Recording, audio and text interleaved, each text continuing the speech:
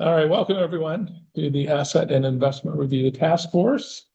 My name is Marlo Oakes. I'm the chair of the task force, and let's just briefly go around and introduce ourselves, first starting in the room. And let's go Kurt Sloth, Deputy State Treasurer. Hopper, Business Administrator, Granite Schools. Rusty Cannon with the Utah Credit Union Association. Dan Gardner, Chief Examiner for the Department of Financial Institutions. Paul Jerome with West Oregon City. Patrick Daly with Tour Partners, University of Chicago. Mark Stisser, the same. Jason Allen with the State Auditor's Office. Tina Cannon, State Auditor. Alex Nelson, State Auditor's Office. Brittany Griffin, State Treasurer's Office. And online, Matt. Matt Dugdo with Stifel Nicholas. And Kim. Kim Jackson, Utah County Treasurer. And Billy. Billy Hesterman, Utah Taxpayers Association. Let's see. Lindsay. Hi, Lindsay Mueller with Tour Partners. Roger. Brooke McCarrick, Attorney General's Office. And Nidhi. Hi, Nidhi Srivastav, Tour Partners and University of Chicago. Jason. Jason Nielsen, the Treasurer's Office. Okay, anybody else? I think that's it. Did we miss anybody? That's it. Okay, excellent. Well, welcome everyone. First item of business is to approve the minutes of the September 30th meeting. Any question on the minutes? There are none. I will entertain a motion. I'll make that motion. Do I have a second? Second. Thank you. All in favor, say aye. Aye. Any opposed? All right, that motion passed unanimously. Thank you. All right, we are going to move some items around. We're going to put three ahead of two. Alex has got a commitment that he needs to run off to. So Alex, we're going to turn it over to you. Unless Auditor Cannon, you wanted to say anything in advance. Too much. All right.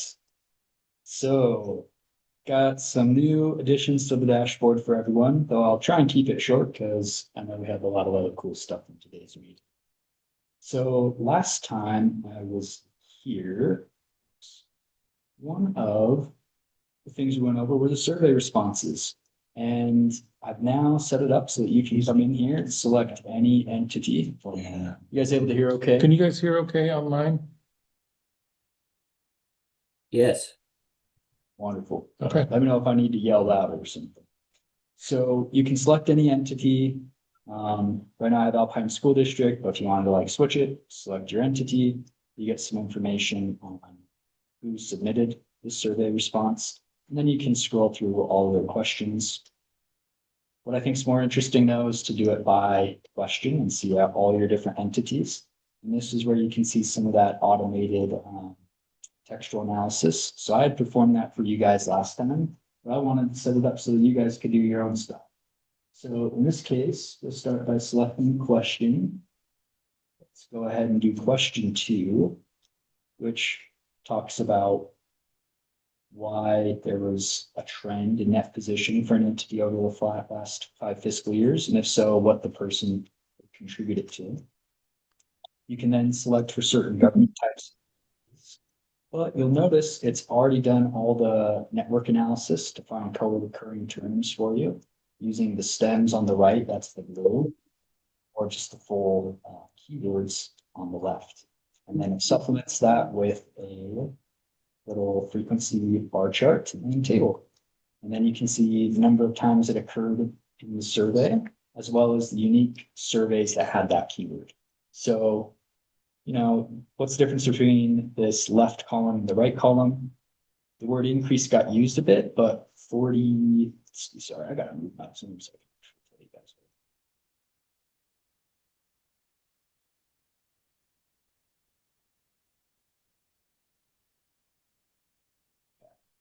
So the difference between that 62 and the 42 is there were 42 surveys that had the word increased, but it occurred 62 times across all the different documents. Okay.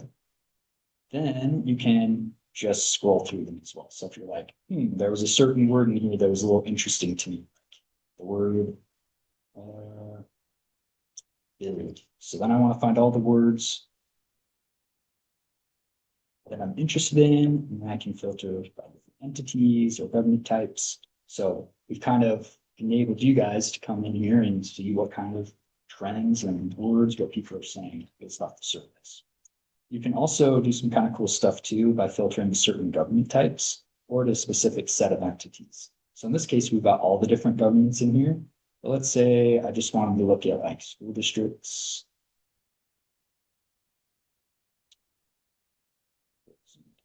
Okay. Now it'll update everything to just do that analysis for school districts. In this case, we had 75 responses between school districts and charter schools. So that's one of the cool new features. Then we've also gone through and continued to clean up the user interface on some of these other tabs that we have discussed them before. There's one thing that's not in this dashboard yet, but will be soon I can send out, and that is the actual nested data within some of the surveys.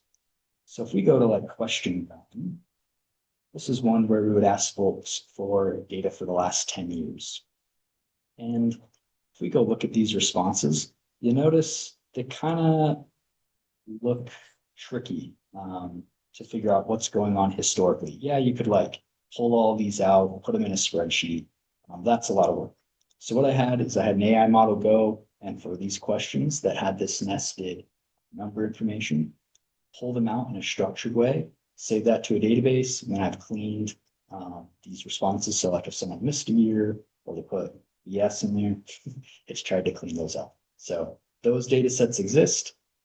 We've got 4 of them. I just haven't put them in the dashboard yet. But if you need those earlier, I'm more than happy to just message them to you. And we'll make them available as well. Any questions, concerns? I guess my question would be with all of these analytics that you've done, have you been able to use that to come up with any conclusions? Get your bottom line now. Yeah. I certainly could. I got to be a little careful though. We keep talking about this. So We want this to be all Marlo and creating the data. I think what we could do is we probably could do some, hey, here's what we're noticing, but we got to be really careful not to make any judgments. We made kind of that list for the public education appropriation subcommittee presentation we did. And so I feel like something like that. What do you think, Tina? Will that be able to? I defer to the next item on the agenda. Is that called Utah diplomacy, right? That was, I don't exercise it often, but when I do. Usually you just prove you can. Exactly. I'm putting Tina in a hard spot. The reality is we want to be able to get you the data and can tell you, hey, here's how you should interpret it. Here's like some quirks, but we really want to let this task force come to the. Is that fair to say, Tina? Yeah, I think we can all agree there's been. Yes. Supply. That's the question. Excellent. All right, anything else you could tell them here? Thanks, guys. Anything else the task force members want to discuss Yeah, while that's Alex the is question. here? The link the same, and still access it same place, all right? Yep, and I will send that to our little Zoom chat right now. So in terms of what we're expected to deliver as part of our report. I mean, ultimately, the question is, why have balances gone up, right? I don't know that we have any. And how much have they gone up if there has been an increase? Well, and what to do about it from a policy Yes. perspective. Is there something that the state should be doing to address the issue, or is it going to work itself out over time? Mhm. And it was broken up by various entities, right? I mean, this is not just looking at school districts, cities, counties, whole gamut, right? So far, what I'm hearing is that we know balances have gone up, but there is no clear cut reason why, or there is any necessarily policy issue that comes out of it just because the reasons are so expansive. And there's often good reasons for why those balances have expanded. Is there anything other than that? I mean, do we have any other items that have come out of the data that we can I point mean, I to? haven't seen anything that well, maybe I just haven't used it well. I haven't seen anything that tells me the reason why. I thought it was maybe COVID money, but the auditor mentioned before, I think in the previous meeting, that that's not the case. Well, So, right, or did I misquote it? so you have to remember that by law, COVID money had to be spent. So what I'm saying is COVID money's not still there because that would be wrong. And I know that they would all want to do the right thing and not have COVID money. But what COVID money did was free them up to be able to accumulate other revenues. So COVID can be the cause, it's just no longer the balance. So the balance can be in their regular tax accruals. Yeah. And not being COVID, but the cause can still be COVID. And that's been my opinion from the start, that this COVID allowed them to accumulate. But that's how you determine how much of that was COVID becomes a little more difficult because it will depend on the entity. Does that make sense? Yeah. But in answer to your question, so you're right. Yeah, I haven't myself found a conclusion to as to what is behind the phenomenon, the steep increase in balance. I think there were a couple of things we saw from the survey that really stood out over and over again. One is they're referencing COVID and saying that there should be a decrease here in the near future. Investment balances and the strong performance of the PTIF is another reason that's come up, and budgeting for those balances, but as well as just budgeting in general. Boards have a conservative approach to budgeting, and so they're following board policy. Those are a few of the things that I'm remembering. And we have, it seemed like from the surveys with the schools, there is an uptick in self-funding of buildings, or Capital projects. yeah, capital projects that are being self-funded as opposed to debt financed. Is that fair to say? Yeah, and it depends on the timing. You go back 10 years, and you just had an issuance at that time, so you have longer balances because of cash flow. You also spend it down. I mean, it's like first off, have you just got into a capital campaign? Your balances it's really unique. School by school. Yeah. Yeah, but I would say you can't self-fund if you don't have the cash to self-fund with, right? So the increase in cash balances has allowed more self-funding of capital projects, which is the appropriate response to having new cash balances. I'm just not sure that answers the question of how they got new cash balances, right? You know, But it could go back to the COVID. it could go back to COVID. They have more cash balances. The appropriate response to that would be, let's spend more in cash on our capital projects to bring our cash balances back down to something that's more reasonable. So the question is, do we trust that all municipalities are going to look at it that way, or do they somehow feel like a new level of more cash is where they're going to have it and continue to bond for their Also, rating agency expectations. There's also. Did you see anything in the surveying that indicated, we've increased in size and capacity and need, and so we need to have a greater amount of cash on hand? Is that at all an indicator? Yeah, I think there were some that expressed similar sentiments. Like for example, in school districts, in some areas, they've had increases in the weighted pupil unit. And like services offered, number of students. I think the same has occurred in some municipalities as well.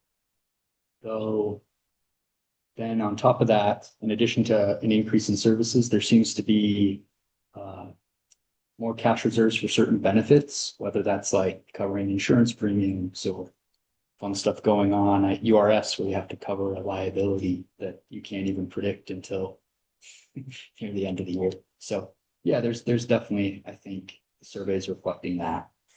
That's your question. When I came into the legislature in 2012, 2013, our state spend was right around that 11 to 12 billion, and now we're closer to 30. I'm wondering if there's an overall arching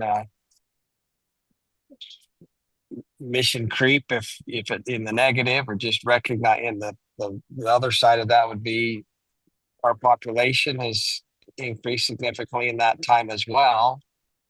I think, as the good auditor said, and I think we all agree, you have the COVID impact, maybe increase in size and scope, a need in our government, but I don't think it should increase beyond proportionally, certainly, and you'd like to see it become more efficient. And so if we've increased in population 50%, we would want to have, our government below that. Do we have any data in that regard?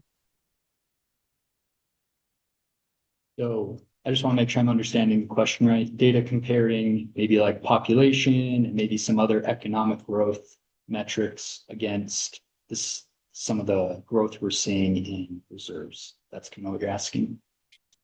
Yes, I think that would capture it. The idea is, are we growing faster, outpacing, is the growth of government outpacing the growth of population and the economy, which would be interesting to have that aspect if we can ascertain that.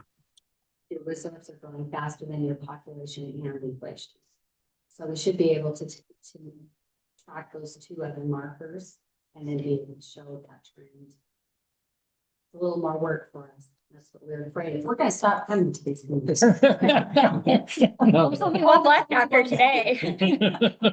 But I think that's doable. Yeah. I do too. Well, I think it's doable. Can I just say though that I think you'd want to track the expenditures relative to the size of the economy, not the reserves, because the reserves should be independent of so the expenditures. You'd want to have the revenues, and I would say the revenues in correlation to those two. So that way, because I think what causes this increase in reserves is budget to actual. So your difference between your revenues and your expenditures. So there's a difference there that's causing an increase in the cash.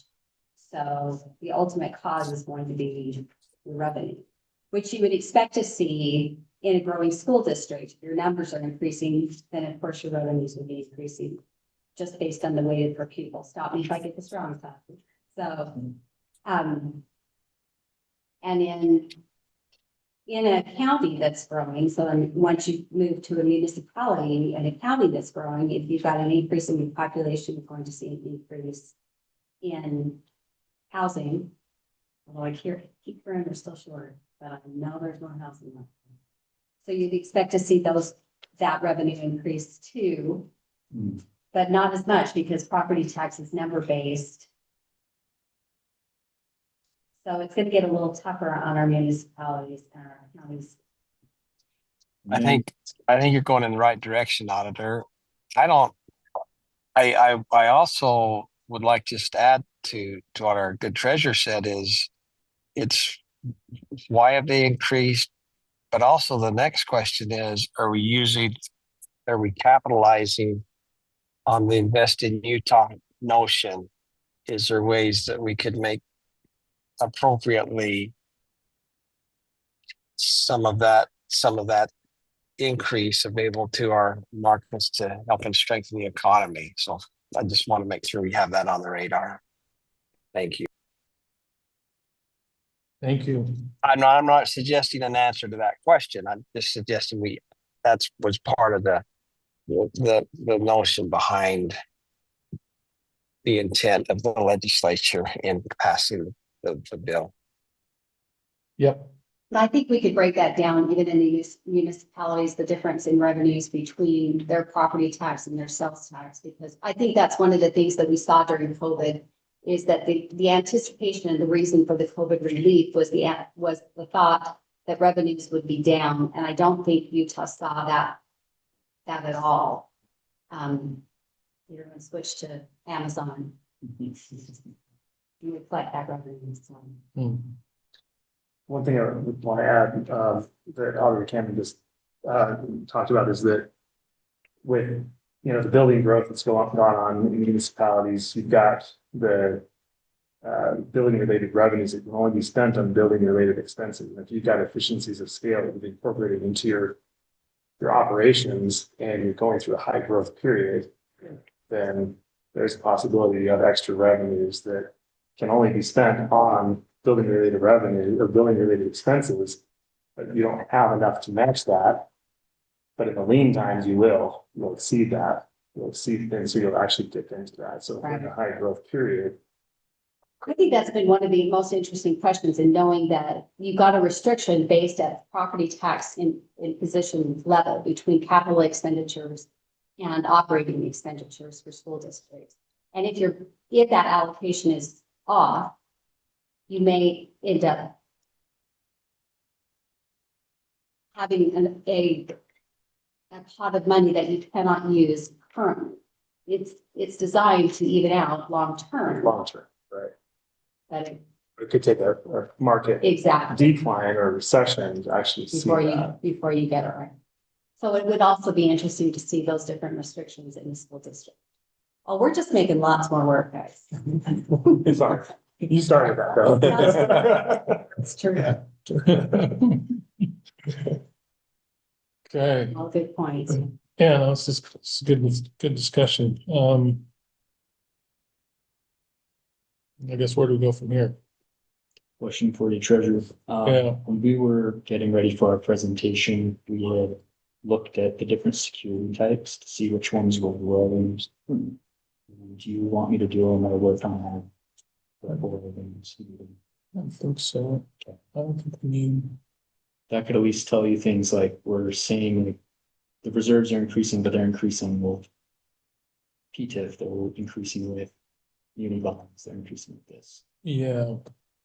Rather, we'd want to analyze what's happening before it even gets to that stage.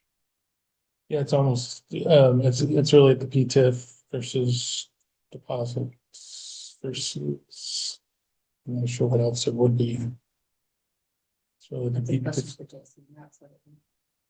Yeah. And you have very few foundations. And we've sort of excluded those because those are different. It's not really public money, it'd be more private money. The bulk of the growth you're going to see is going to be either in deposits or PTIF. Right? Usually, there's sometimes, really depends on where they. Or the PTIF equivalent. Right, Yeah. See a lot of investments in federal fund or federal. Federal loans and federal securities. Yeah. And that's usually through an investment advisor, Mortner, Science, Raymond James. They help. And then I guess I'm using PTIF as to cover both. Okay. Because they all have to follow the Money Management Act. So it's essentially the same kind of investment. There's very few incentive from. Right. Most will fall for that. Yeah. I was just gonna go back to the previous comment I made, is that going back to the COVID funds, that came during a period of the steepest decline in history as far as percent goes. But what happened was there was an infusion of money, so artificially kept the reserves from being dipped into that it would have been dipped into from the previous high growth period. You didn't need to do that. So then that should have just artificially created that environment where the money that would have gone out didn't, because the federal government infused all government entities with a bunch of cash. That's basically that's basically what we're looking. But they didn't change their operations at all. And because of the uncertainty of what was going on at that time, no one probably felt the need to, because there was so much ambiguity. Well, what's the long-term consequence of this going to be? We don't know. We're not going to change what we're charging or what we're taxing, whatnot. We're just going to keep status quo. Let it right out. And when you look at the cohort stuff by government type, Zoom meeting. that got the COVID funds, that's your funds. So your school districts, cities, towns, not that other people weren't growing too, but LeGrand, did you have something? No, just hurrying as fast as I can to join in. Good to be with you. Thank you.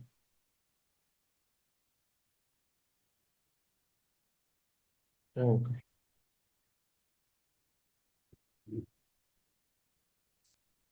Jump into the next and we can come Yeah. back to the findings. yeah.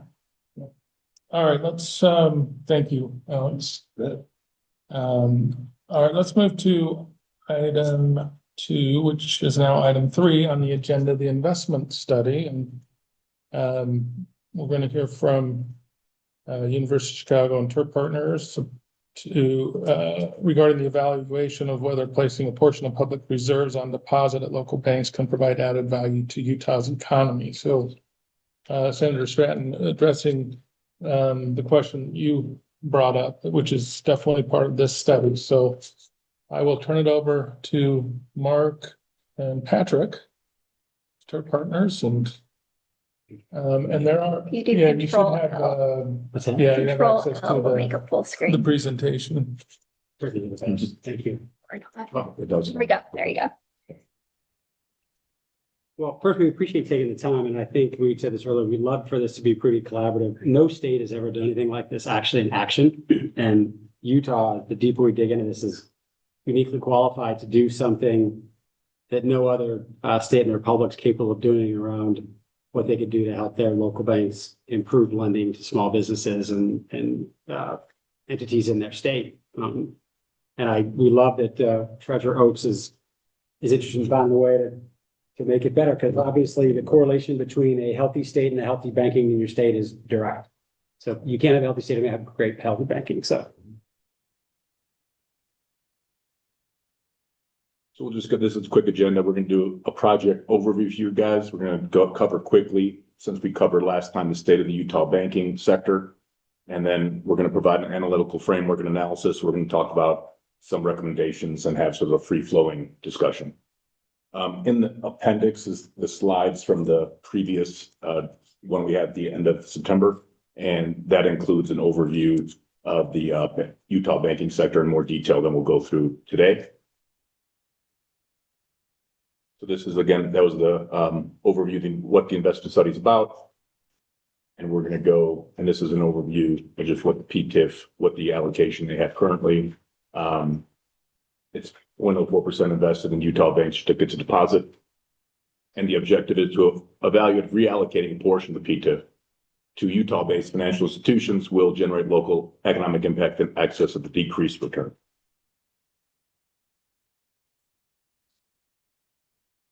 This is a carryover from the first one. We want to just show is that the Utah bank assets, as well as deposits, have grown steadily through all of the major crises in the last 18 years. So just this is an illustration of the resiliency of the sector here in Utah. And at any time, if you guys have a question or you want to throw something in, please jump in.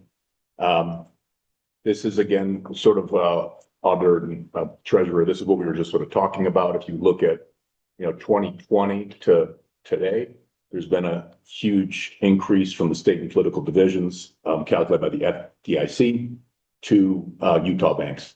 So these deposits have surged since 2020, and there's almost $3 billion as of the last reporting period on, and this does not include sort of the time deposits and the money markets we discussed last time. It's mostly the operating accounts. So this is something I wanted to bring a note. It just shows how well the Utah economy is doing relative to the rest of the country. This is an economic dashboard built by the University of Utah, and it uses all publicly available data to, on 4 metrics to rank states. And this was actually a surprise to all of us in the team. Utah ranks highest in the country and all the republic on these metrics, and it includes adjustments for inflation and adjustments for overall national growth. So what's interesting is relative to everywhere else, Utah is overperforming. And you're literally just sitting above Arizona. There you go. Arizona's next. Yeah, you got Arizona, baby. This is part of what goes into that. The strength of the Utah economy is there's been an increase steadily in overall Utah total tax revenue by governments, and that feeds into the prior slide, and it shows an evolving tax base. So here's where we wanted to give a quick overview before we get into the next one on what's been happening in the United States from the regulated banking side versus non-bank lenders and what we call now in the world of private credit. So since the implementation of Dodd-Frank, there's been numerous studies done by various feds, as well as asset managers, as well as consulting firms, to look at what's happened to commercial and industrial loans by traditional banks, as well as small business loans versus what has happened with private credit. So adjusted for inflation, the C&I loans by all banks in the United States, so again, this isn't Utah specific, this is national specific, have declined as a percentage of bank assets. So the total assets have actually continued to grow, but compared to what's happening in the rest of the economy and the other lending sectors, it has shrunk. And there's been a measured increase in tracked private credit. So if you look at private credit in 2010 was around 250 billion. And now as of this year, it's going to surpass 3 trillion, it looks like. This is at the last reporting period. So again, I think it's just interesting to note this rise, and probably this year where private credit will cross over total C&I loans. It is hard to break this out by state, as Patrick stated. If you also look at the private equity involvement in states, Utah's top decile in private equity investments, and a lot of time private credit goes pari passu with private equity, because obviously they need that to enhance their returns. So from a Utah perspective, you think it's probably even higher than the national average. Hard to break that out specifically, but if you just make some proper assumptions on some macroeconomic trends, that would probably make sense. And this is just another quick slide to show what's happening in private credit. One of the things also to note from the banking side is a lot of banks work with and serve the private credit markets, both from the deposit and fintech side, but also they invest in their ABS pools as well as in the senior tranches of their deals. So this is just showing as we progress what's happening. And this is data from Morgan Stanley.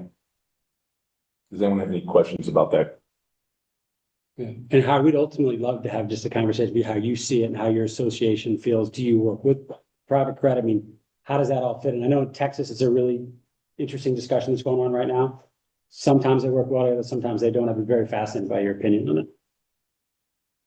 Yeah, I'd love to. Yeah, we're launching a very significant initiative in this area. Yeah. To kind of blend the two. But it'd be far overdriven with this create more of a platform where we slot at it and what works best for them. But the market is pretty fragmented. It is. Yeah. Yeah, we think ultimately sometime maybe that the traditional banks can add a little adult supervision to some of these private credit guys a little bit because they get a little loose. And you think, how do you actually create a framework around when you're developing a cap stack of a fast growing business? Sometimes you need private credit. It'd be great to have, I think, have the banks work alongside to say, hey, let's not get yourself over your skis too much. Because as you know, excessive growth can kill a business just as bad as no business. Yeah. And so having some of that oversight, we think is really important. But obviously, we're more focused right now on what's caused that flattening. Yep. Right, and going back and readdressing some of the Dodd-Frank issues. Yeah, absolutely. The fact is, it's more effective and efficient for everybody if they're getting their loans through the sure deposit. Yeah. You know, stack of capital than the private, which is way more expensive, right? So I spend most of my time trying to figure out why it flattens so badly and what, you know, because it's not all risk-based. No, but you're right, it is more expensive, but it has a tendency to be more efficient. And sometimes getting to the market's efficient. I mean, I think, Jamie Dimon in the last 18 months made a comment. He said, if these regulators don't, he uses colorful language, if they don't do their blank out of their backside, all these really large companies are going to go to European banks because they have more flexibility. Our regulators are really hurting the economic growth of the US. So Over risk, it's not. no, we agree with you. Yeah. We're as averse to risk as anybody. We can tell you where it's at and where it's not. They overstep. Yes. Yeah. No, Utah, I live in Texas now, but Utah and Texas are the same. There's really economic growth here. It's growing faster than any other states in the republic. And you're right. Sometimes the regulations are making banks that really want to get more involved in the growth process. That makes it difficult for them. So we'll just cover quick the overview of the analytical framework we use to run multiple models and scenarios. So the methodology, this was an approach that the state of Kansas has done, as well as we gathered qualitative data from the state of Indiana. There's been studies done at Penn State and at other government-funded institutions to examine this. I just want to emphasize there has never been a controlled study or something actually done where they measure the econometric impact after.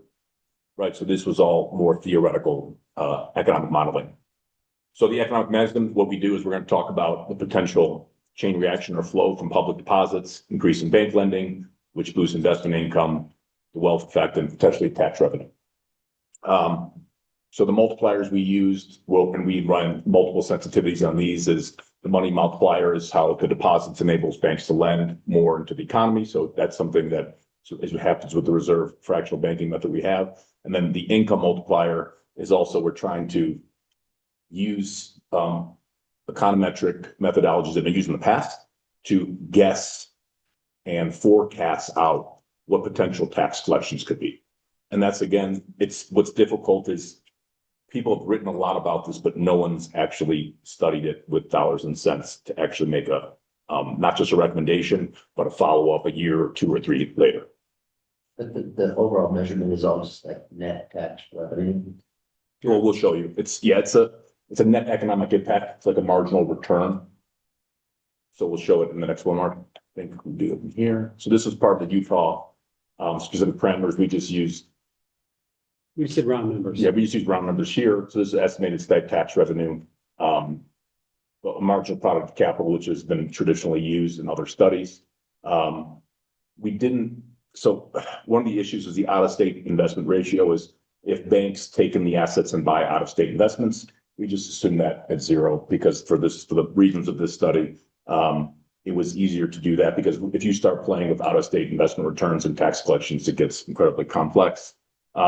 Utah bank deposit rate was just a weighted average of the CD rates you gave us. We could probably develop that further because you said there are numerous banks which have higher PTIF return rates.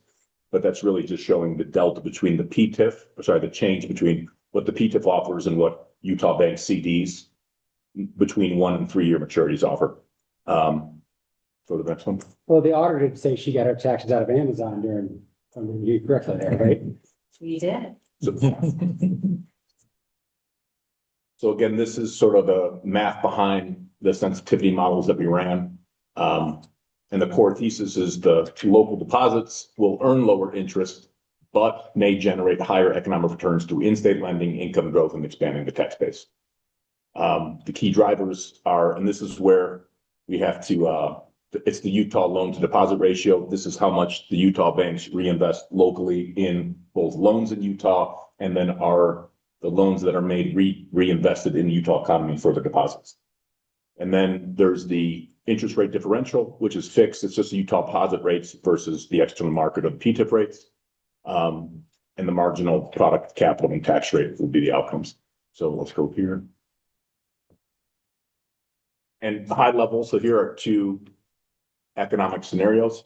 One is an ideal scenario, and what this is, if there's no friction and the banks are able to find a lot of assets in Utah that they lend money to, and those banks then also lend money in Utah and receive deposits from those people, you can have a substantial economic impact. And when this is what your question was, the MR is in excess of also the money you would earn on the CDs so really the PTIF would earn a certain amount, the CDs at a certain amount. There'd be a marginal return of 9.4 million on the $100 million deposits. There's more we ran with real world friction based on other studies that we've seen. There's a little bit higher friction and there's lower lending. This is somewhere where we can talk about potential, with regulatory issues. There's maybe lower lending for the wealth creation. So in this scenario, there's still 100 million in deposits. There's less money lent locally at the level. There's a smaller amount, and there's less reinvested in those deposits as well. So here there's still an economic return of roughly $500,000. The issue is the interest rate differential in this scenario makes it a negative. Question for you. What does frictionless mean? Like high or low? So that's great question. What we're trying to show is if all of the money that is being lent is being captured back by Utah institutions. So we're assuming we put 100 million in, it's lent out, and none of that money goes to California deals or New York investment firms. It stays in Utah in a frictionless environment. So it's almost like a closed economic system. And also the returns aren't absorbed by increased costs in the state. That marginal return is just tax revenue flowing right to everyone in the room. Now, the issue is there's a lot between that and this scenario. And so that's where, I think there's, as you can see here, there's a pretty large delta between the two. So it's something that I believe where there's, further discussion and probably further study. And this is just a bar chart representation of the previous page for you guys to look at. Patrick. Yeah. Just curious, when we're thinking about the real world scenario, would you suggest that's a likely scenario or maybe more of a stress / conservative scenario? Any thoughts on that? So that's a good question. What's hard to ascertain is there is no data or study done. And the banker may be able to help us with this because when they receive deposit inflows, they can probably see also how that money flows easier than we can. Yeah. So that's something where I'd hesitate to make a strong judgment either way. I think there's something in between the two, or there may even be higher returns if, we may be understating. The issue is when we looked across, and this is something that has been talked about a lot throughout the country, no one's actually tried to say, we're going to put money into here, and then we're going to track it through for 1 or 2 years. With enough money, you could probably not $1 million, you have to do a certain amount of capital to actually see how the banks responded and lent. And today, I think 15 years ago, it would have been very hard to do because there wasn't software and fintech that you guys have built today. Right now, I think they could do it much relatively cheap, and they could track how the money was spent and how much tax impact there has been. Yeah, and Howard, not all bankers are created equal. There are guys that are great at underwriting ag loans. There's guys that are better at underwriting tech loans. There's guys that are better underwriting traditional loans. So not all bankers are created equal. So in the real world, it's really hard to tell. And I would assume a really young, aggressive banker here in Salt Lake has a pretty different perspective than a young, aggressive banker in Moab, Utah. It's just a different set that he has of where he can deploy the capital. And so. Yeah, and you guys have had probably supposed to look at the banks in Utah. Clearly, they're all different. It's an amazing state.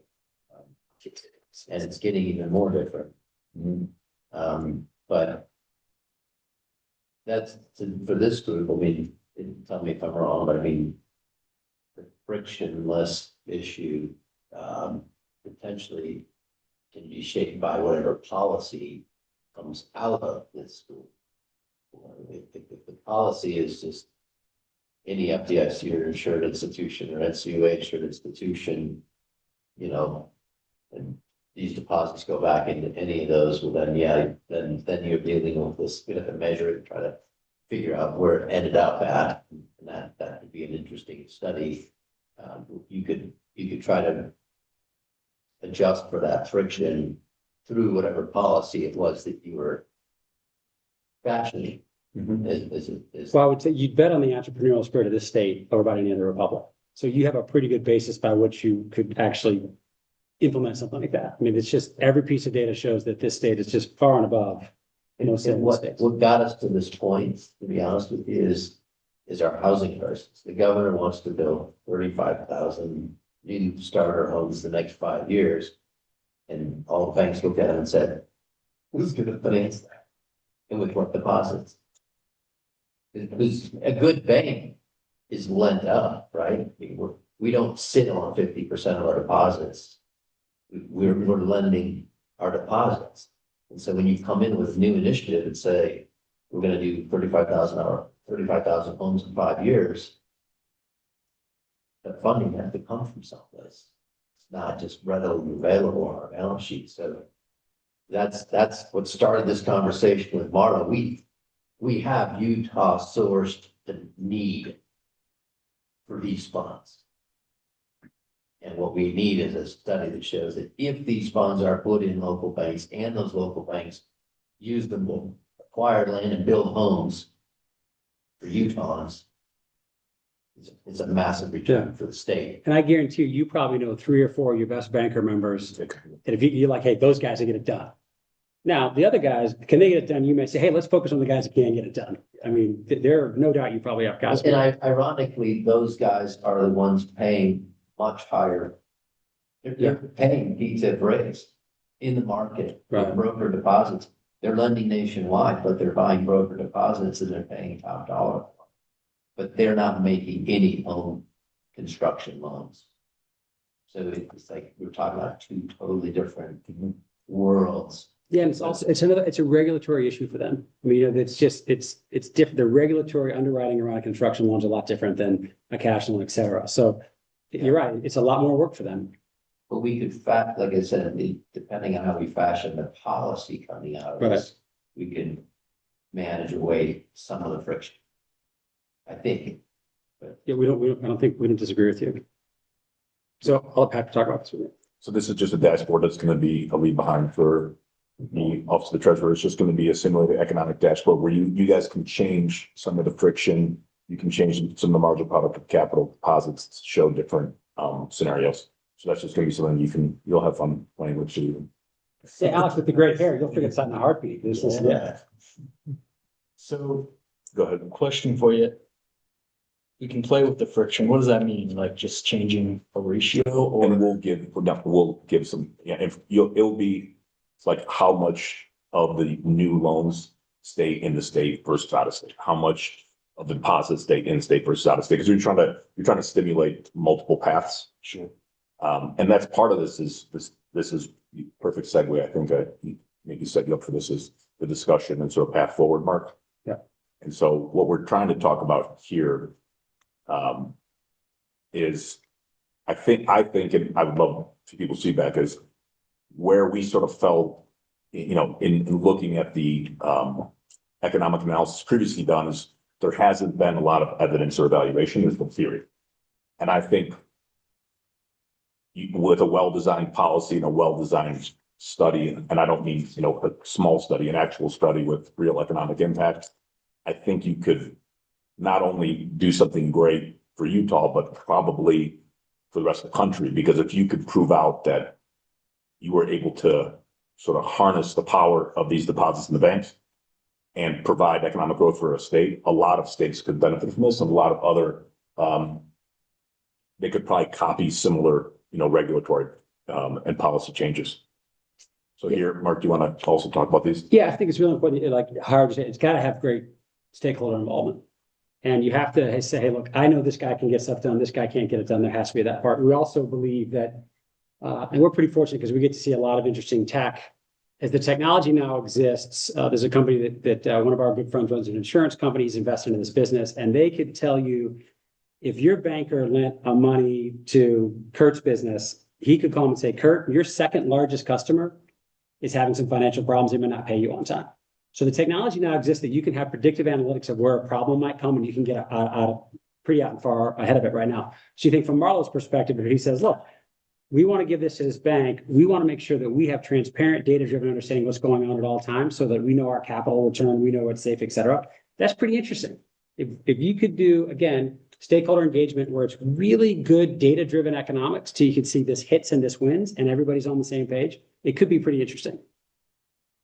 And one thing to note is similar to what you just said, Howard. I think it's you narrow down the Utah-based banks that have high sort of in-state loan to deposit ratios, the ones that are good at underwriting the types of growth and loans you want. That's how you can craft this policy. Because again, if we just say we're going to index all, like you said, all of the Utah banks, we're not going to get the same policy outcome as we are saying, actually, we want to craft this to encourage economic growth in these sectors. There's probably a way to do that within a regulatory framework. You know, and policy can't underwrite competence. I mean, you go out to West Texas, there's some bankers you know out there, they're like, I know Howard Headley, that dude knows what he's doing. When he drills a hole, he gets oil and gas. There's some other guy, that guy doesn't know what he's doing, I'm not going to give him money. So you can't create competence within policy. You have to take the human factor that some of your bankers are really good. You see it, Texas is going through the same issue. They're losing some of their smaller banks. Governor Abbott really wants to have a better community banks, but he knows the guys that are really good at it, they're incredibly successful because they're fishing where the fish are. And the ones that aren't, they're not catching any fish. So it is interesting that you have to have really competent guys that execute this potential program. Would love to open it up and ask Yeah. you guys what you And then we thought have a bunch of. on that previous one. Yeah. That's Oh, sorry. just because I think this sort of gives people So is the previous slide, the dashboard that that's something you're working on that will be able to help come to a conclusion of the question that we're asking is, if moving PTIF money into Utah banks and financial institutions has a multiplier effect, Right. that will help show, given these assumptions, there's your effect. you can change that way. You'll be able to run rather than 2 or 3 or 4 scenarios, 10. Mhm. But the truth is, I think it's more, you probably have to get into details on how you would actually architect a regulatory or a policy framework in order to do it. That would matter more than the economic numbers. So I think if the economic numbers work with the way our banking system works, if you give deposits in the keep them in state, you're going to see significant wealth back. Yeah. Does that make sense? That isn't questionable. You're creating money. Yeah, especially local money supply is going to create tax-based wealth. People then, whatever the asset they sell, they put that deposit back in the Utah bank, right? The issue is more around how could you use a well-designed policy or regulatory implementation to make sure it did that versus you just threw it out into the market. So right now, the numbers you sent us, and again, these numbers are changing because interest rates are going, but there's about 120 basis point delta between the bank underwriting and what the PTIF can currently get. So right now, if you go in at a 1.5 under 120 delta, you invest in somebody, can that money over a period of time exceed the PTIF, which is 4.1? A great example, a buddy of mine in Dallas has, now he's up to 5 dry cleaners. He's like, man, I couldn't get a bank to lend me money years ago. But the unbelievable growth in Dallas, he's putting his dry cleaners in pretty wealthy years. This guy is now worth a ton of money.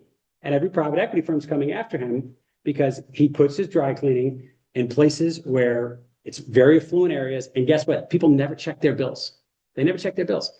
So he said, I could never get money from a traditional bank. He said, now they're throwing money at me.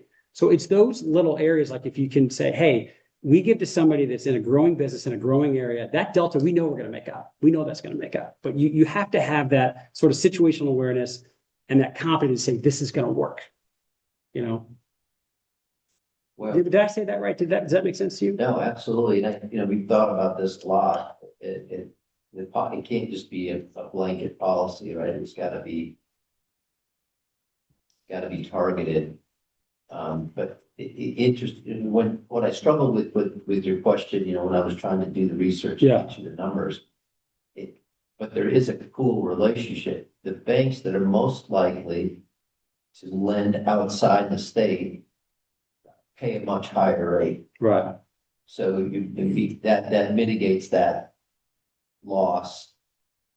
Frankly, they could probably pay PTIF level rates if that's required of them. So I think that's, and the banks that are most likely to loan locally are the ones that are more sensitive to those rates. But when you think about what that just means if they pay higher for it, then they're gonna charge higher on the local loans. So it's like we almost, as long as it's lending locally, we want it to be lower. So if you just look at the space on housing construction, which is really, again, what started this conversation, that the level of interest rate being charged, they're very sensitive to it. That's the local entities are very sensitive to the interest rate that they're getting, and the builders are very sensitive to the interest rate that they're paying. And so what I'm hoping this study shows, I think it does, is that the marginal benefit, economic benefit justifies lowering those rates on both sides if we can be assured that that benefit is staying local. And I think it actually works. So my point being, if we were to pursue a policy along this area, you know, the legislators on the committee here were to pursue something, you know, it's not about the PTIF. It's PTIF, Marlowe just running, he's doing his job, he's doing a good job, and folks bring their money in. He's like Michael Jordan. He's putting up big numbers. But what it is really more of a policy directed toward the state and local entities who have the power to tax. Yeah. And again, the first part of this thing is, are they taxing too much? I don't know. I don't know. We just know that there's a lot more money in the reserves. And the policy would be directed at them saying, if that's what you're going to do, number one, what are the benefits to you? Do we want to take out any incentives for you to specifically build reserves? That would be a public policy issue. But the other side of it, a certain percentage of those revenues that you're taking from those local taxpayers need to be reinvested locally. So if you start with that policy, then they say, okay, then we're going to put it in our local bank. Then there's going to have to be some kind of an agreement with that local bank saying, yes, we're going to lend this local, which satisfies the local entity's obligation to the state that these reserves are being invested locally. You don't want to deposit it in a bank that's just going to invest it in California. Right. So the policy has to kind of get all over the end of the row. And so if I'm a bank and I want to accept these deposits, I'm going to sign something saying, you know, based upon our call report and so forth, yes, we're going to lend this locally. And if they're not, then maybe they're subject to a different rate. Or it sounds just like then they pay the PTIF So rate. then we're managing that middle bar, I can't remember what you call it. Yeah. The cost bar, the differential bar. So we either get it invested locally, so it's driving the first bar, or we're managing that second bar, so the differential is. You can have access to these deposits, but you need to pay PTIF minus 10 or just manage that cost away. But either way, we're getting the money in the banking system, and it's driving money supply. So Howard, I would say that you're spot on there on the issue is if you do lend, so it's actually the interest rate isn't the big component of the differential, right? If they're lending in state and producing in state economic activity, it will vastly outweigh. The issue is no one's actually ever done it where they tracked it or made it contingent in a regulatory, like a policy framework, like if we give you this money, you do this. Because then if you measured it for a year, it'd probably be in the optimal or higher scenario. Because when they looked at it, it was still around 30 to 40%. So if someone gives you 10 million, it's really 30 to 40% of the loans from that 10 million. They're reinvested in the state. It's a high excess return. And that doesn't really include the next round of lending and the next round of lending that could happen locally. Yeah. So if you could track it and get them to agree, you could design a policy framework around it. Yeah, and not all the banks are in great economic zones. Maybe some are, some aren't. I also have 6 kids. My 6 kids aren't perfect like Marlo's 6 kids. Each one's a little different. You know, one acts up, one doesn't. So banks in certain part of the state, you give them, they might not be able to put that money out. And that's kind of where your situational awareness needs to come in. However, that bank may also need something. And you say, hey, look, to grow this community, we have to maybe take a little risk here. And then you run into the regulatory problem of how to potentially do we find a way to do that? That's where I think it's a really unique dialogue eventually between us, is how does maybe private credit come alongside that supervision of the bank?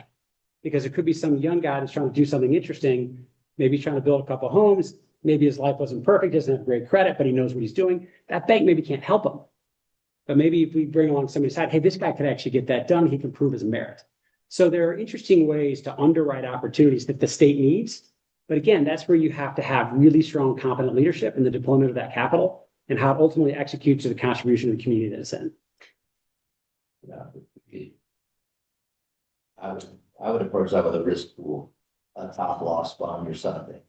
That will still get the banks engaged, but take the de-risk it with that guy. But I mean, when you get to private credit, though, then you get into my blind spot. So I mean, I know we're trying to fragment as that, but like the credit unions, I would guess most of them are going to be able to say we're going to be lending that year. And most of the traditional banks are going to be able to do the same. Then the larger banks, you just walk down this list and you pretty much know some of them won't be interested at all. Really quick, because last time this is a public meeting, we went back and looked at all our assumptions from the previous report. We talked about some of the undercapitalized banks, and that was sort of an error in our model because it treated some of the lack of reporting on certain leverage ratios as negatives, and then it delved deeper into sort of the balance sheets. We then, subsequently, we worked with some other firms looking at Utah Bank's credit ratings, which are all good to excellent or higher, as well as if you look at, here's what I wanted to show you guys. This is all for you guys to leave behind. This is what it was.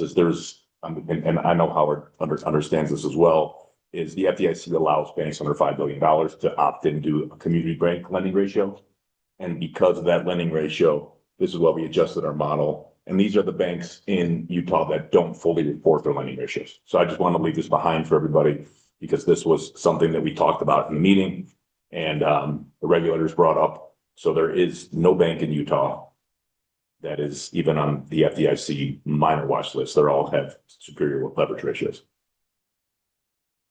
Can I make one comment of what Howard was saying before? Because, he mentioned that there's some banks in Utah that their cost of capital will allow them to take PTIF. I just want to make it clear, we have a program now that if they're willing to take PTIF, we will come in and buy their bank CDs and put them right into the PTIF without any additional program necessary. That's something that's been ongoing. We have had a few banks take advantage of that. And I just want to make sure that that that's out there and available without any further action, taken by the legislature or anything else. And then the second comment I had was, if we're going to give them then, below PTIF rate money, and we're not trying not to have them gain it, then the loans would have to be over and above what they're already doing, right? So you can't just supplant what you're doing in Utah and say this money came from the deposit income. It would have to be loans over and above what you're already doing in Utah. Would that be the presumption that you'd have to? Or You're very concerned about gaming. I know. If a bank takes a deposit, it's going to make a loan. Taking the deposit and not making a loan is you lose money. And if a bank takes a deposit. If you look at the current bank deposits, 90% of their loans are happening in Utah, then you can pretty much get an idea that the next dollar in deposit they take is going to probably be lent in Utah. But especially if they commit to you that that's what's going to happen, then you can watch that over time. But I mean, the whole point of this discussion was the governor wants to put 35,000 new homes in the next 5 years. And we're already at, let's say, a loan deposit ratio of 90, whatever, mid-90s. Do you know what the average cost of that home would be? Do I know what? Is there an average cost of that home? What the governor wants that home average cost to be, what is it, sub 400 now? Is he was 350, but I think they may have adjusted to 400. I mean, they're trying to push the market and kind of bend the market. He wants to starter homes less than 400,000. Yeah. So that's a whole other conversation. We have had some guy, we have looked at situations like that. There's another state that we've had conversations with that's woefully short on homes, and there's a way to look at that. But yeah, that's a very unique situation that a lot of states are in. No, yeah, I don't think. And the only way you get to the situation you're talking about is if they were using these deposits to replace deposits they were losing or something, you know, they were just backfilling. But again, if they're lending locally, what this report is saying, that in and of itself is a huge win for the state. You know, it's way better than you can achieve on PTIF. So we do agree with that, and we think that particularly if we could get some data analytics to really prove that you walk alongside pari passu. So for instance, if you are making lending to a home builder, a lot of these guys aren't really that sophisticated. Let's just be candid about that. And if the bank has software that allows to keep this guy on track, like, hey, maybe Fred, you're spending too much money, you shouldn't be spending your money now, reel in on this, or hey, you should be doing X, Y, and Z. That if there is a technical capability, which does exist now, to where you can keep these guys on track and everybody's on the same page and you can track that, that's really interesting. That's a win for you. That's a win for the state. And so you can take that and replicate that elsewhere to say, when you do this, we're going to track where that's money going to stay on track. And if there's a problem, we also can get out ahead of it. Again, this technology 10 years ago did not exist. 5 years ago, it was incredibly expensive. Now, it's kind of off the shelf. There's a lot of interesting things you could do. So you're talking about taking money from the state and tracking it. Giving it to the bank, tracking it, is that right? And we think if you, again. And following it through essentially. That's what I mean. How We think it should really make sense for you to know where you're going going. to track as part of the taking the money, there'd be a way to track how the money was lent out. I'm not talking about anything that You're talking like about dollar. Okay, sorry. Tracking where it goes, but I mean, at some point you get to the point where the banks just says, I don't want that money. If they're not, we saw with the program that we crafted, right? Banks said, okay, I can't use that money for that purpose, but I think we do enough reporting to know where that money is being lent on a marginal basis going forward. And I think that banks are not going to sign the document that we're going to maintain. Again, we were talking more about the housing, probably got a little off track there, just like, because the housing, that's a whole nother If situation. you're describing a process that we engage in right now, and there are technology to improve that process, but I don't want to necessarily make this participation in this contingent upon banks deploying that technology. I mean, I love banks employing technology to get better at what they do. But I think what this report shows is the economic benefit of the state is dramatic. If you give it, put the money in local banks and it's lent locally, and the multipliers play out, and of course, you're talking about managing a risk to the state that the bank. I mean, if the loan goes bad, the bank is going to cover that with their own capital. No state or local entity is on the hook for that. If too many loans go bad and the bank runs out of capital, then then we have a problem. But we've managed that in the past pretty well. So here's an interesting slide I want to point out, because there's you guys have great data in this state. The small business profile, 99% of Utah businesses are small businesses and employs nearly 50% of the folks in Utah. It's pretty amazing, by the way. When you look at this, you have the community banks and the non-community banks, and you look at their lending profile. A majority of the community banks, mostly real estate. So we found this slide to be really fascinating. We've seen an awful lot of beige there about real estate. Dan, how do you feel about that? Just that most of that beige is commercial real estate, so it's still commercial, but it's CRE. It's commercial lending, it's owner and non-owner occupied, commercial real estate loans. Another thing I would throw out there maybe is something to think about would be, do you condition something on the bank reporting its local lending to total loans ratio or something? That data doesn't exist currently, just to be clear. So on their call report, banks don't report a geographic component of their loan portfolio. So What's your thought on that? okay, I think that might be something to think about gathering as a condition of participating in some special program.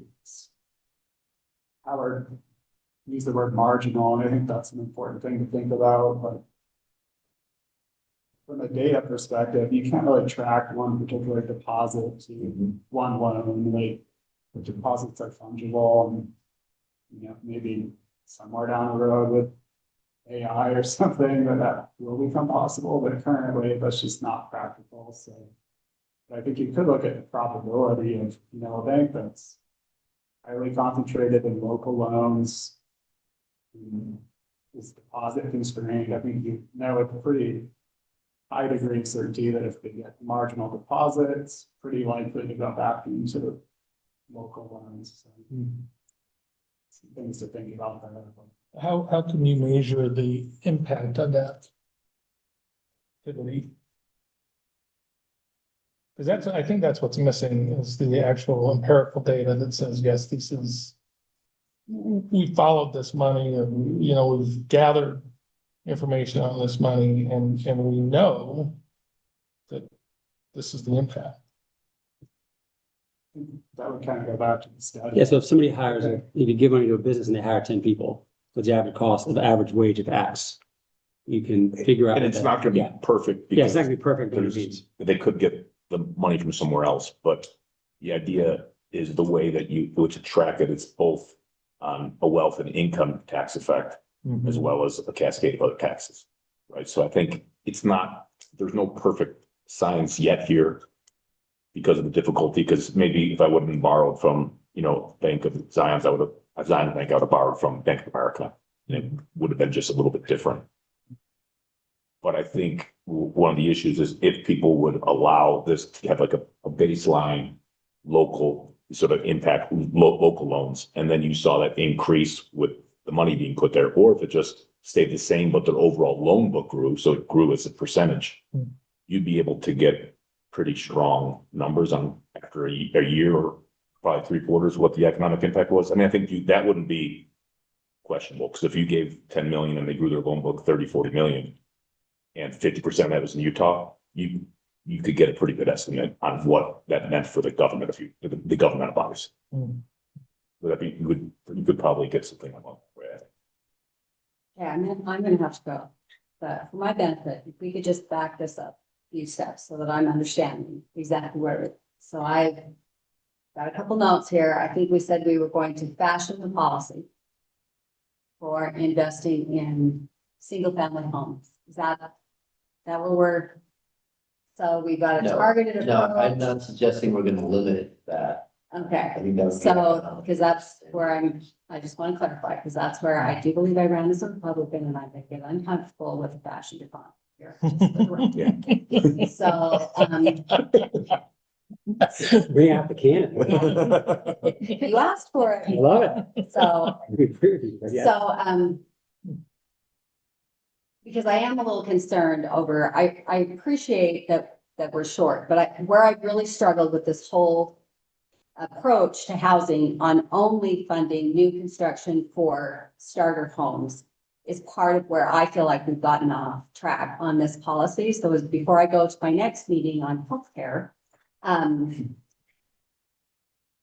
just like to point out that if you're going to put money into a bank, the free market should, if single-family homes are a reasonable, low-risk investment in Utah, a bank will make that loan. I think that's part of the free market. They'll make that loan.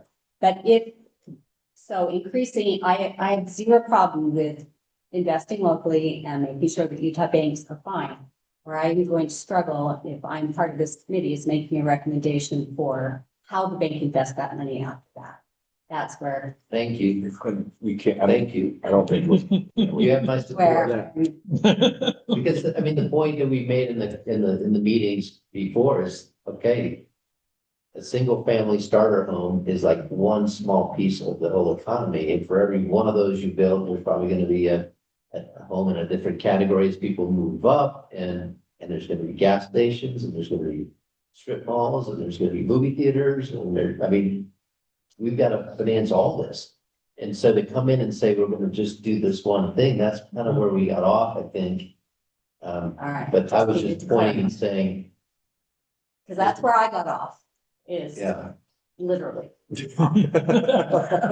We're only gonna do this, because that's part of the problem. In the past, we would never expect, at least when I started out, I didn't build my first home.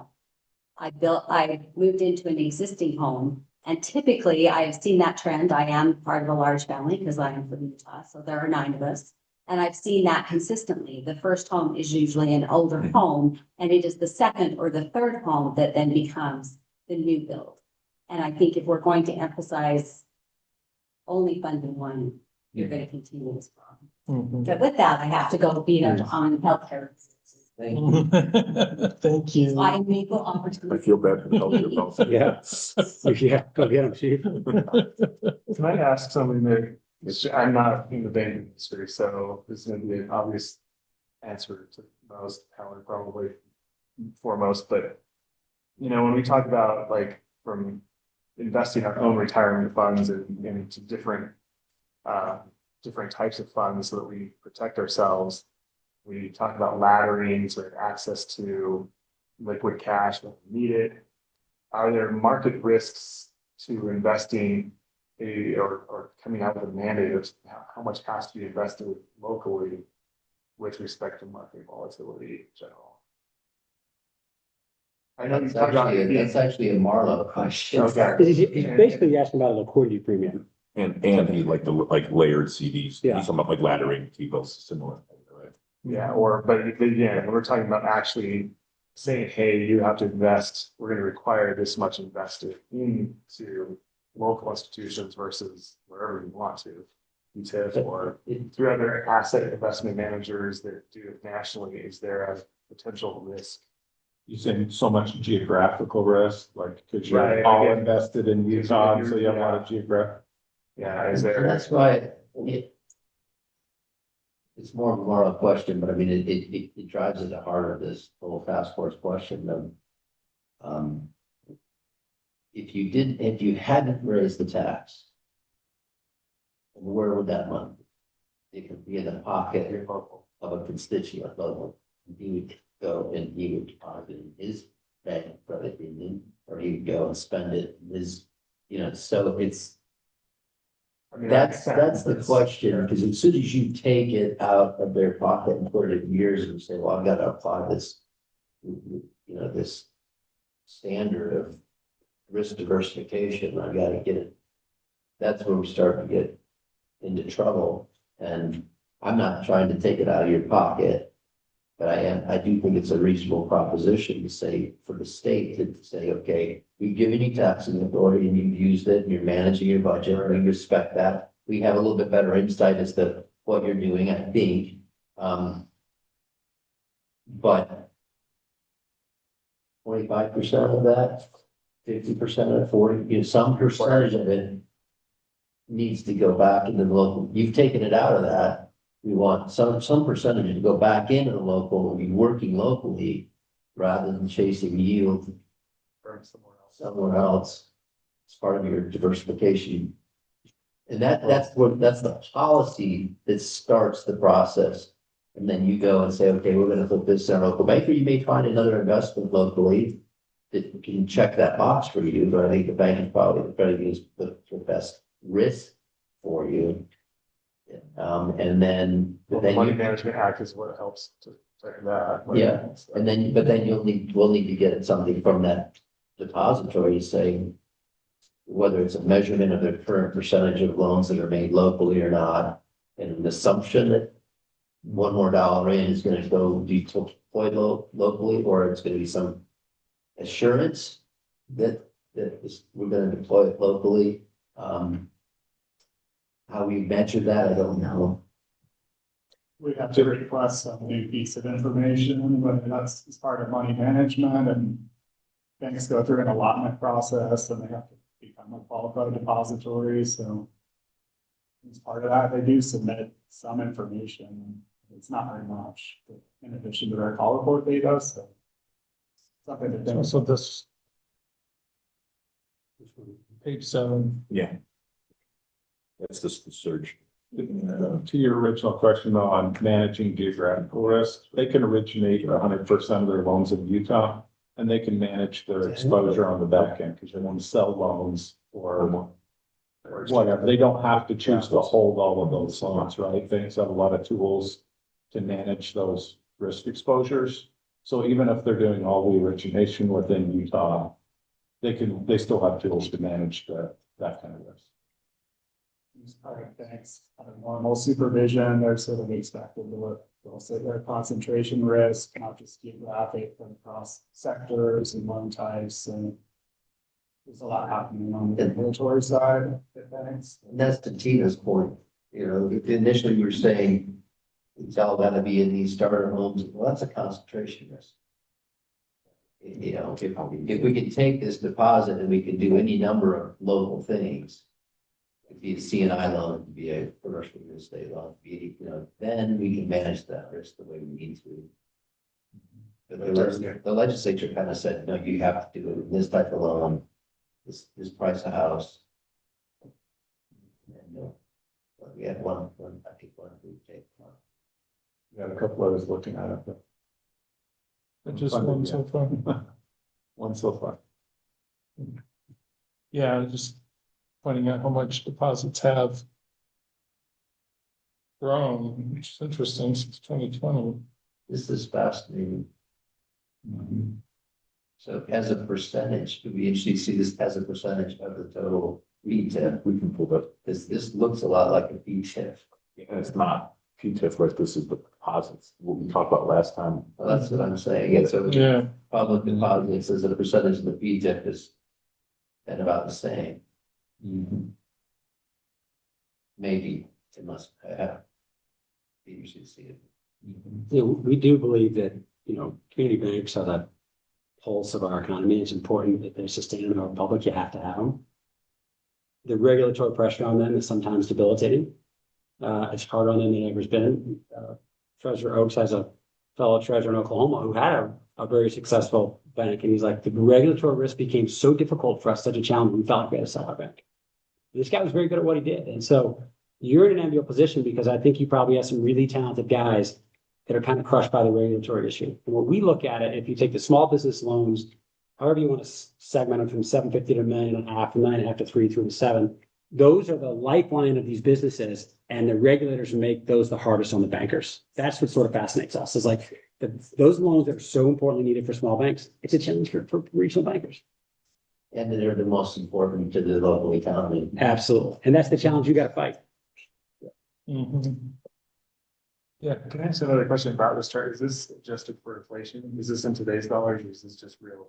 This is real. This is real dollar. Needy, is this adjust for inflation? I think this is real. This is just yearly average deposits reported by the FDIC. Because under classification, this is falls state and political divisions is a separate reporting under the FDIC. Does that make sense? So this is, and if you look, I don't know what would be interesting. We could probably pull this for you too, is like what has happened in maybe some other comparative states. I don't know if it's all gone up as high, or if this is sort of that, what we just talked about earlier is it the money that wasn't spent during the COVID period that they spent, they spent their existing money, but they took the excess money and it's just there. That's what it looks like. Or is it this, in the sense, this isn't PTIF money, it's operating deposits at the bank. That's a lot of operating deposits. So we know inflation's, you know, it's 2020's gone up 30%, right? So salaries are up, everything else is up, so you'd expect their operating cash to be up 30%, but that's Would be more than 30%. Well, my kids keep on getting more expensive every single year, that's for sure. Yeah, Each one gets more expensive. but this is way more than 30%. This is, you know, double or. Just to You're- clarify, you're- sorry. This might include deposits from other states too, right? So these aren't just Utah deposits, so There may be some. Zions might have public funds in Idaho and Nevada that are part of this. Right? So, Because they don't break it down. right. So can we go back to this page? Yeah. I just want to make sure that we as a task force fully understand the friction. We focused a lot on where the loan is made. What are the other components that we have to manage to, from a policy standpoint? What creates the leakage for that knee bar goes way down? So it'd be a combination of the sort of wealth and the repeat deposit effect, right? So that's what you just said is it's not just lending to the house, but if we lend to a business in Utah, and they hire 5 new people who then buy 5 new homes, that effect is which much higher than the 10 million they were showing, the 9 mils, right? Because that's not hard, that's difficult to capture. Where the friction would be is if they take in the deposits and they buy a piece of an asset-backed loan from an Amazon, data center in Texas. That wouldn't create any effect other than maybe increase the income tax to your bank. So the first thing we have to do is make the loan locally, and then we have to make sure that the loan is deployed locally and just capturing as much of that. And as that goes on, that's where you can get a multiplier that you can't even really, that would be in excess of this, right? So if that kept getting relent in the state and the wealth effect created more jobs, those people bought, and then they obviously go and they spend money in sales tax that generates that. That's where the argument is that could create a cascade of a wealth effect in the state. Yeah. And it's just never been really studied well enough to tell you what that would look like. But there's some good econometric analysis out there. It's just not. And if we could put interesting, transparent data analytics around that, the bankers are seeing, hey, wow, if we lend here, this is the multiplier effect.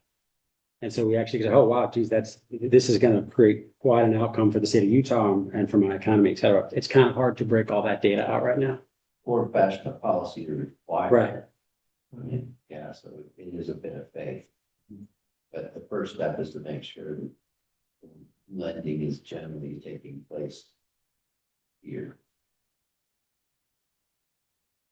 Yeah, I think And we usually, if a bank makes a loan to somebody, typically there's part of the agreement that that loan's gonna be deposited in the bank. And they're gonna get payroll accounts and they're gonna get, they're gonna put a CD there, and that's usually, but that's where that effect, like you said, there is a cascade effect. It's just, since it hasn't been done well with policy, it hasn't ever been measured. Maybe that's the reason it never was really studied. Okay. Policy is the key term. There's a very successful gentleman who started a private equity firm in oil and gas who left the banking industry.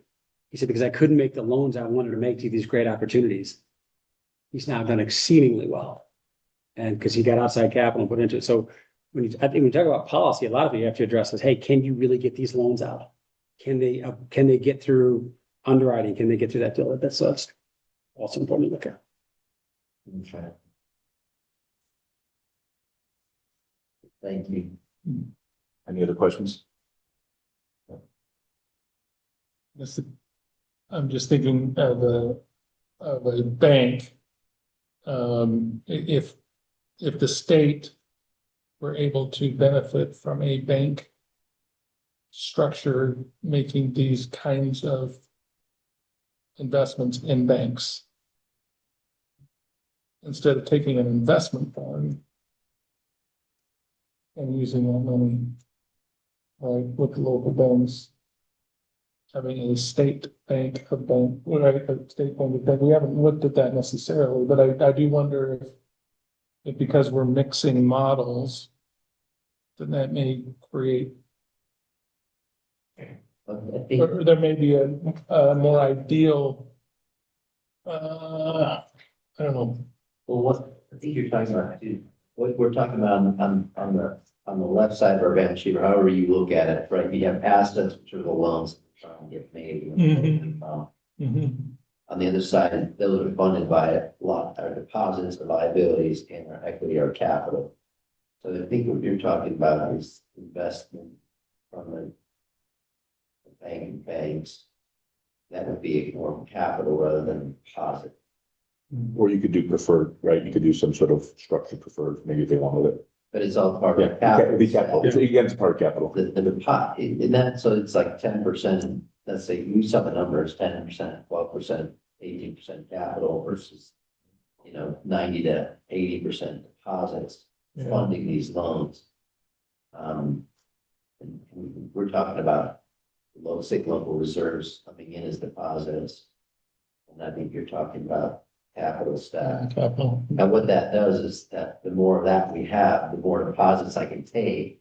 They have to maintain that ratio. So if you come in and add 10% capital, well, then I can add that many more deposits and make all that many more loans. Yeah. So We've had a brief conversation with the treasurer about that. I actually think he's onto something. I think he's correct on that.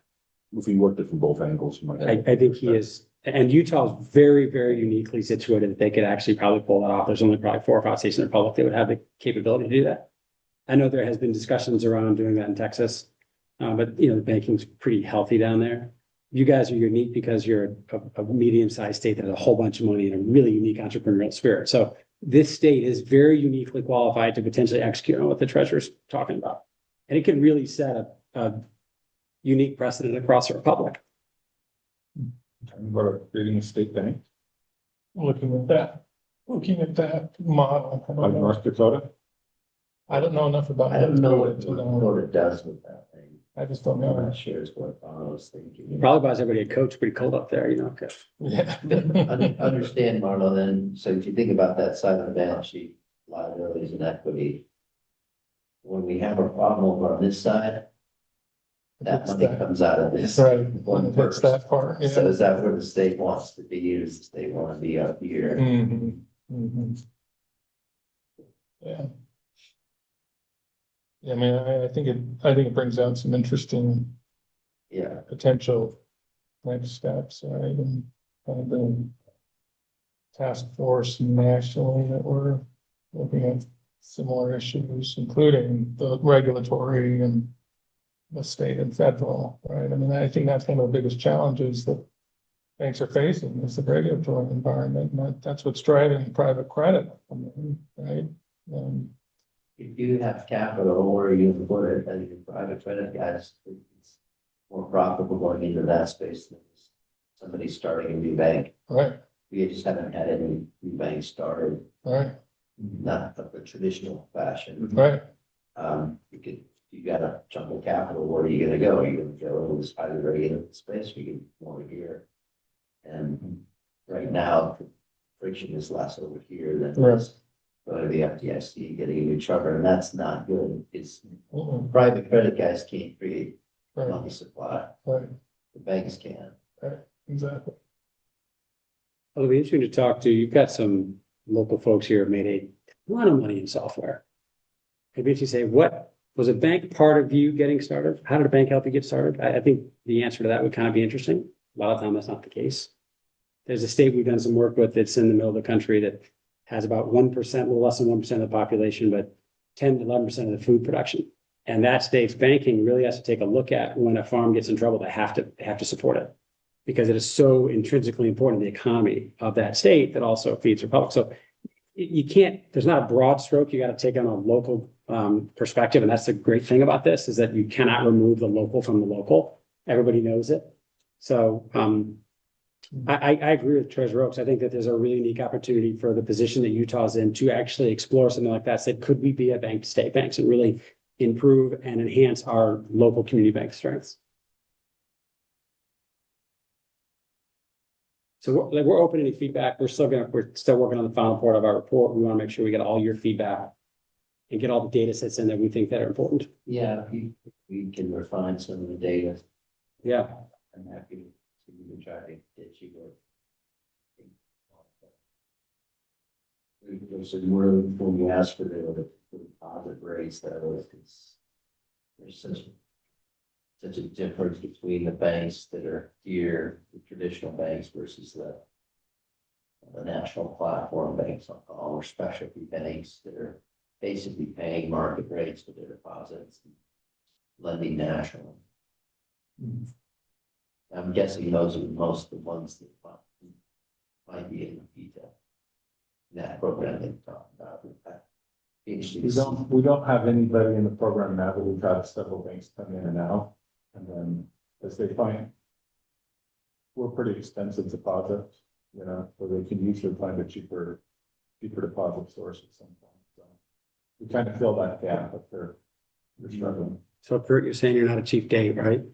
I got it. Yeah, I get it. We're not that cheap of a date. All right, well, this has been excellent discussion. Anything else you seem to need to cover? Is there anything that anybody feels strongly should be included in the first iteration of the report that we produce? We'll discuss.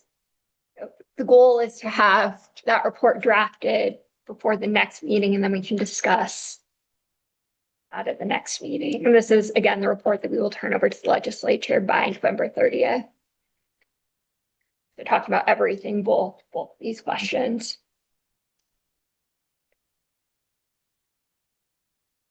I guess we'll throw that out as something to discuss with our office if you have any feedback on that. I think anything you can provide, like, I don't know, is this the final report? But we have a pretty long written report. This is just the overview, so we're still. As it relates to that friction and those two models, I think they want to ask the question, what's the probability analysis? I think it's more important for the policymakers to understand how do they go from this one to this one, and what's the difference. Hopefully they can see that they can manage that a little bit. It's